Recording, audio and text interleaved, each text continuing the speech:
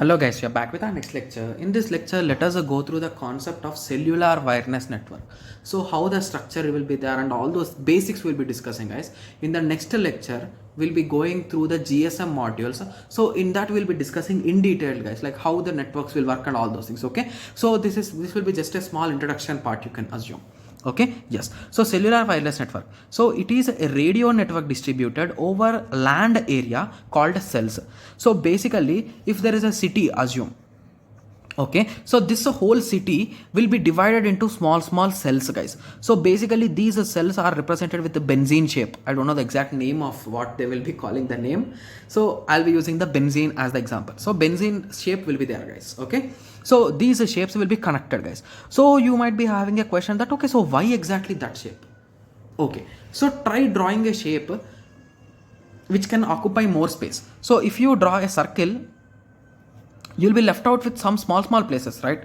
Yes. So that is the reason why benzene is one of the most occupying space. Like basically you can connect it in any way so that there will be not even a single dot space will be wasted.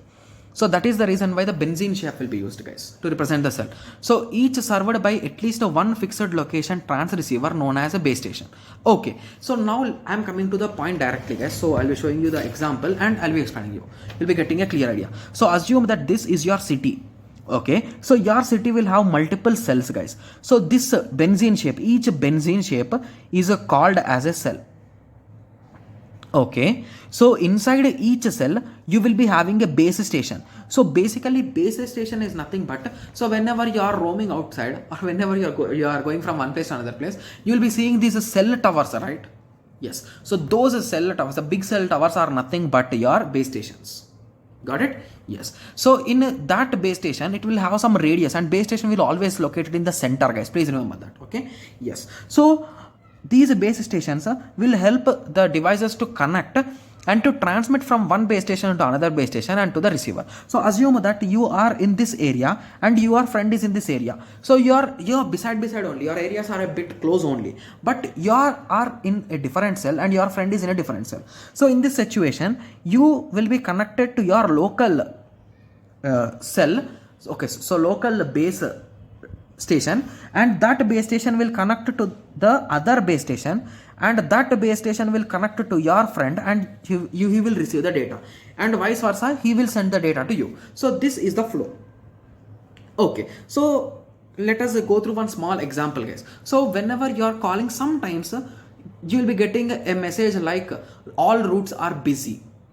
Okay, so the reason why you are getting that message is your local base station is overloaded with the calls right now. So basically assume that they can be a maximum 100 active calls. So there will be 1000 or 10,000 more, guys. I am just giving you an example. So in this base station there are only 1000 maximum calls and it is already 1000 by 1000. So in this situation you'll be getting the message like the voice will be coming. It will be saying that all the routes are busy in this particular lane. Please try again after some time. So it might be at your location or at your friend's location. So in both the situations you'll be getting the same message. So this is the main use of the base stations, guys. Okay, yes. So this is nothing but the cell. Okay, yes. So the advantage is a large covered area reduces interference between from some other signals, reduce power usage, increases capacity. Cell size depends on the number of users. So assume that there are 10,000 users in really small area. So in that situation, you need 10 different cells to occupy that particular area. So in that way, you'll be deciding, and all those things are a bit too complex, guys, for us to understand. Okay, yes. So I hope everyone got some basic idea, right? Yes, about cellular wireless network. Guys, if I find any kind of more theory about this particular topic, I'll be sharing it, guys, because this topic is never asked in the examination, but there is a chance that this could be asked. Okay, yes. So in the next lecture, we'll be going through the review of this particular unit, like which are the important topics. And after that, we'll be starting with the second unit and we'll be discussing about the GSM module, guys. Okay, that is nothing but global system for mobile communication. That is one of the most important topic in the next unit. Okay, yes. So let us meet in the next lecture and discuss about it. Okay, thank you. Thanks for watching.